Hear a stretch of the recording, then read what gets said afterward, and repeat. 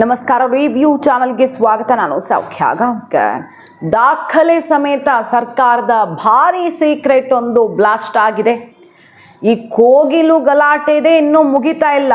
ಕೇರಳದ ವೇಣುಗೋಪಾಲ್ ಮಾತಿಗೆ, ಹೈಕಮಾಂಡ್ ಮಾತಿಗೆ ಕನ್ನಡಿಗರ ಸ್ವಾಭಿಮಾನ ಬಲಿ ಕೊಟ್ರ ಸಿದ್ದರಾಮಯ್ಯನವರು ಅಂತ. ಅದರ ನಡುವೆಯೇ ನೋಡಿ ಯಾರಿಗೆ ಒತ್ತೆ ಇಟ್ಟಿದ್ದಾರೆ ಇವರು, ಕಾಂಗ್ರೆಸ್ ಸರ್ಕಾರವನ್ನ, ಕರ್ನಾಟಕ ಸರ್ಕಾರವನ್ನ ಅನ್ನುವಂಥ ಆಕ್ರೋಶ ಎಬ್ಬಿಸ್ತಾ ಇರುವಂಥ ಮತ್ತೊಂದು ಬೆಳವಣಿಗೆ. ಏನದು ಡೀಟೇಲ್ಸ್ ಇಡ್ತಾ ಹೋಗ್ತೀವಿ. ಮಿಸ್ ಮಾಡಿದ್ರೆ ನಮ್ಮ ಚಾನಲ್ನ ಸಬ್ಸ್ಕ್ರೈಬ್ ಮಾಡಿ, ನಿಮ್ಮ ಅಭಿಪ್ರಾಯ ಕಮೆಂಟ್ ಮಾಡಿ ತಿಳಿಸಿ. ಎಸ್ ವೀಕ್ಷಕರೇ, ಇದನ್ನು ಏನಂತ ಕರಿಬೇಕು? ಇದು ಅವ್ಯವಹಾರವೋ, ಅಕ್ರಮವೋ, ಅಥವಾ ಕದ್ದು ಮುಚ್ಚಿ ಮಾಡ್ತಿರುವಂತಹ ವ್ಯವಹಾರವೋ? ಕೇರಳದ ಸರ್ಕಾರಿ ಕಂಪನಿಯಿಂದ, ನಮ್ದು ಯಾವ ರಾಜ್ಯ? ನಮ್ದು ಕರ್ನಾಟಕ ರಾಜ್ಯ. ಕೇರಳದ ಸರ್ಕಾರಿ ಕಂಪನಿಯಿಂದ ಟ್ರಾನ್ಸ್ಫಾರ್ಮರ್ಗಳ ಖರೀದಿಗೆ ಮುಂದಾಗ್ತಿದೆ ಸರ್ಕಾರ ಅನ್ನೋದು ಈಗ ಬಲು ಅಚ್ಚರಿ ಕಾರಣ ಆಗಿದೆ. ಯಾರಿಗೋಸ್ಕರ ಸಿದ್ದರಾಮಯ್ಯನವರೇ ಇಂಥ ನಿರ್ಧಾರ ತಗೊಂಡ್ರಿ? ಕೇರಳ ಯಾಕಷ್ಟು ಸೆಳೀತಿದೆ ನಿಮ್ಮನ್ನ ಅನ್ನೋದು ಅರ್ಥ ಆಗ್ತಿಲ್ಲ. ಕಳೆದ 8 ದಶಕಗಳಿಂದ, ಕಳೆದ 8 ದಶಕಗಳಿಂದ ಗುಣಮಟ್ಟದ ವಿದ್ಯುತ್ ವಿತರಣಾ ಟ್ರಾನ್ಸ್ಫಾರ್ಮರ್ಗಳ ತಯಾರಿಕೆಯಲ್ಲಿ ತೊಡಗಿಕೊಂಡಿರುವ, ಹೆಸರುವಾಸಿಯಾಗಿರುವ, ಗುಣಮಟ್ಟಕ್ಕೆ ಹೆಸರುವಾಸಿಯಾಗಿರುವ ಕರ್ನಾಟಕ ವಿದ್ಯುತ್ ಕಾರ್ಖಾನೆಯೇ ಇದೆ. ಇಲ್ಲಿಂದನೇ ತಗೊಳ್ತಾ ಇದ್ದಿದ್ದು. ಆದರೆ ಅದನ್ನು ಬದಿಗೊತ್ತಿ ಈಗ ರಾಜ್ಯ ಕಾಂಗ್ರೆಸ್ ಸರ್ಕಾರ Kerala electrical and allied engineering ಲಿಮಿಟೆಡ್ಗೆ ರತ್ನಗಂಬಳಿಯನ್ನು ಹಾಸಿರೋ ಬಗ್ಗೆ ಈಗ the file investigation report with documents ಹೊರಗಿಡ್ತಾ ಇದೆ ಸತ್ಯವನ್ನ. ಏನಕ್ಕೆ ಹಿಂಗೆ ಮಾಡಿಕೊಟ್ಟಿದ್ದಾರೆ? ಇದು 100 ಕೋಟಿಯ ವ್ಯವಹಾರ. 1-2 ಕೋಟಿ ಅಲ್ಲ, 16 ಕೋಟಿ ಅಲ್ಲ, 100 ಕೋಟಿ ವ್ಯವಹಾರ. ಕರ್ನಾಟಕದ ಕಂಪನಿಗೆ ಸಿಗಬೇಕಾಗಿದ್ದು ಅಲ್ಲಿಗೆ ಯಾಕೆ ಹೋಯಿತು ಅನ್ನೋದು ಈಗ ಬಲು ಅಚ್ಚರಿ ಕಾರಣ ಆಗಿದೆ. Kerala electric and allied engineering ಲಿಮಿಟೆಡ್ನಿಂದ 174 ಕೋಟಿ ರೂಪಾಯಿಗೂ ಅಧಿಕ ಮೊತ್ತದಲ್ಲಿ ವಿದ್ಯುತ್ ಪರಿವರ್ತಕಗಳನ್ನು ನೇರವಾಗಿ ಖರೀದಿಸೋದಕ್ಕೆ ಈಗ ಮುಂದಾಗ್ತಿರೋದು ಯಾಕೆ ಕರ್ನಾಟಕ ಸರ್ಕಾರ?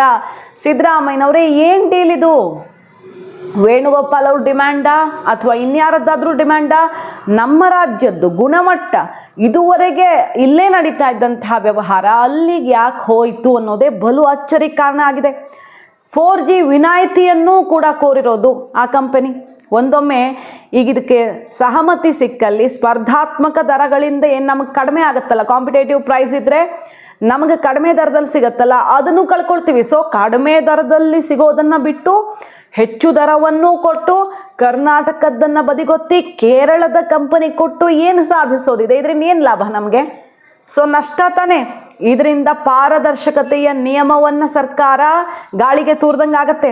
ಸಂಪನ್ಮೂಲ ದುರ್ಬಳಕೆಯಾಗತ್ತೆ, ಬೊಕ್ಕಸಕ್ಕೆ ಕೊಕ್ಕೆ ಬಿದ್ದಂಗೆ ಆಗತ್ತೆ.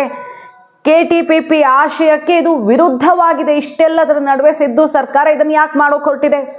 ಬೆಂಗಳೂರಿನ ಯಲಹಂಕದ ಕೋಗಿಲು ಸಮೀಪ ಈಗಾಗಲೇ ದೊಡ್ಡ ರಗಳೆ ಆಗಿದೆ.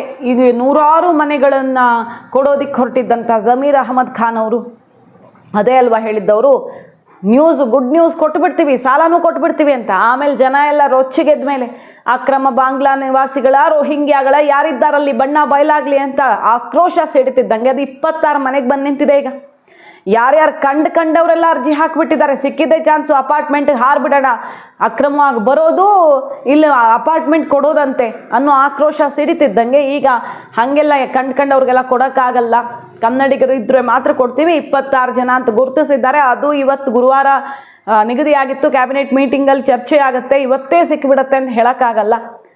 ಕೊಟ್ಟರು ಇಷ್ಟು ಜನಕ್ಕೆ ಮಾತ್ರ ಅಂತ ಹೇಳ್ತಿದ್ದಾರೆ ಈಗ ಜಮೀರ್ ಅಹಮದ್ ಖಾನ್ ಅವರೇ. ಕೇರಳ ಪಿಣರಾಯಿ ವಿಜಯನ್ ಅವರು ಕರ್ನಾಟಕದ ನಿರ್ಧಾರದ ವಿರುದ್ಧ ಮುಗಿಬಿದ್ದು ಇಲ್ಲಿ ಇವರು ಟೆನ್ಷನ್ ಮಾಡಿಕೊಂಡು ವೇಣುಗೋಪಾಲ್ ಅವರ ಸೂಚನೆ ಸಲಹೆಗಳೆಲ್ಲ ಬಂದು ಇಷ್ಟೆಲ್ಲ ಆಗಿದ್ದು ನೋಡಿದ್ದೀವಿ. ಪಕ್ಕದ ಕೇರಳದಿಂದ ನಮ್ಮ ಇಲ್ಲಿನ ನಿರ್ಧಾರಗಳು ಆಗಬೇಕಾ ಅನ್ನೋ ಪ್ರಶ್ನೆ ಹುಟ್ಕೊಳ್ತು. ಯಾಕೆಂದರೆ ಇವರು ನೆಲಸಮ ಮಾಡಿ ಮುಂದಿನ ಕೆಲಸ ಮಾಡ್ಕೊಳ್ತಿದ್ರು, ಇದನ್ನು ಮಾಡೋಕ್ಕೆ ಹೋಗ್ತಿದ್ರ.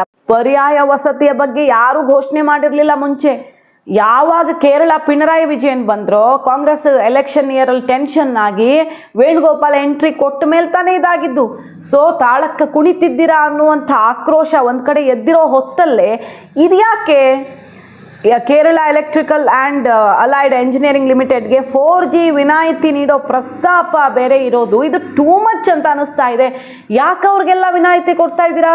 ಯಾಕೆ ನಮಗೆ ನಾವು ಲಾಸ್ ಮಾಡಿಕೊಂಡು ನಮ್ಮ ತಲೆ ಮೇಲೆ ಕಲ್ಲು ಹಾಕ್ಕೊಂಡು ಕೇರಳಕ್ಕೆ ಲಾಭ ಮಾಡಿಕೊಡುವಂಥ ಯಾವ ಕಾರಣ ಇದೆ? ಉತ್ತರವೇ ಸಿಗದ ಪ್ರಶ್ನೆಯಾಗಿದೆ. ಬಿಜೆಪಿಗೆ ಮತ್ತೊಂದು ಅಸ್ತ್ರವಾಗಿ ಈಗ ಪರಿಣಮಿಸಿರೋದು. ಸಿದ್ದರಾಮಯ್ಯನವರೇನು ಕುರ್ಚಿಗೋಸ್ಕರ ವೇಣುಗೋಪಾಲ್ ಅವ್ರನ್ನ ಒಲಿಸ್ಕೊಳ್ಳೋದಿಕ್ಕೇನಾದ್ರೂ ಕೇರಳದಲ್ಲಿ ಈ ರೀತಿ ಮಾಡೋಕೆ ಹೊರಟಿದ್ದಾರೋ? ಹೆಂಗ್ ಬೇಕಾದ್ರೂ ಅನಲೈಸ್ ಮಾಡ್ಬೋದಲ್ಲ.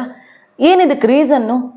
ಒಂದೇ ಒಂದು ಕಾರಣ ಕೂಡ ಕಾಣ್ತಿಲ್ಲ. ಇಲ್ಲಿನದನ್ನು ಬಿಟ್ಟು ನಮ್ಮ ಸರ್ಕಾರದ ವ್ಯಾಪ್ತಿಯಲ್ಲಿ ಬರೋದು ಬಿಟ್ಟು ಹೊರಗಡೆ ಹೋಗೋದಕ್ಕೆ ಅಲ್ವಾ? ಮೊದಲೇ ಬಜೆಟ್ ಆದಮೇಲೆ ಸಿದ್ದರಾಮಯ್ಯನವ್ರು ಕುರ್ಚಿ ಬಿಡಬೇಕು ಅನ್ನೋ ಸುದ್ದಿ ಈಗ ಕೇಳಿ ಬರ್ತಿರೋ ಹೊತ್ತಲ್ಲಿ ಇದೆಲ್ಲ ನಡೀತಿದೆ.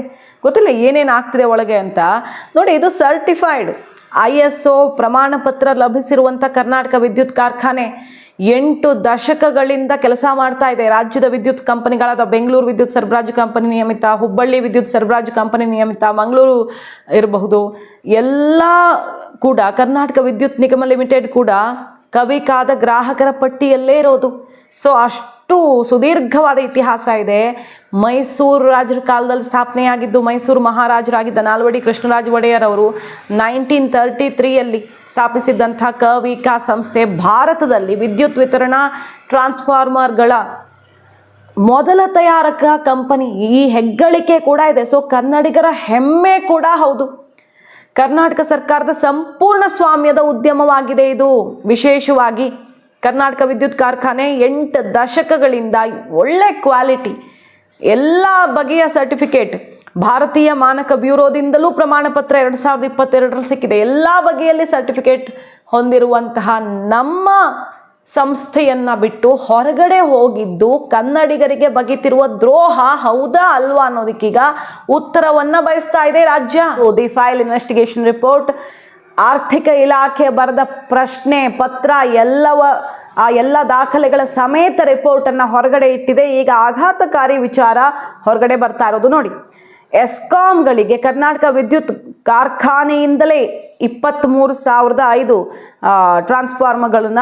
ಟ್ರಾನ್ಸ್ಫಾರ್ಮರ್ಗಳನ್ನು ಖರೀದಿಸೋಕ್ಕೆ 2024-25ನೇ ಸಾಲಲ್ಲಿ 4G ವಿನಾಯಿತಿಯನ್ನು ಕೊಡಲಾಗಿದೆ. ಈಗ 25-26ನೇ ಸಾಲಲ್ಲಿ ಎಸ್ಕಾಂಗಳಿಗೆ ವಿದ್ಯುತ್ ಪರಿವರ್ತಕಗಳನ್ನು ನೇರವಾಗಿ Kerala electrical and allied engineering ಲಿಮಿಟೆಡ್ನಿಂದ ಖರೀದಿಸೋದಕ್ಕೆ 4G ವಿನಾಯಿತಿ ಕೋರಿರೋದು. ಏನಿದು ನ್ಯಾಯ?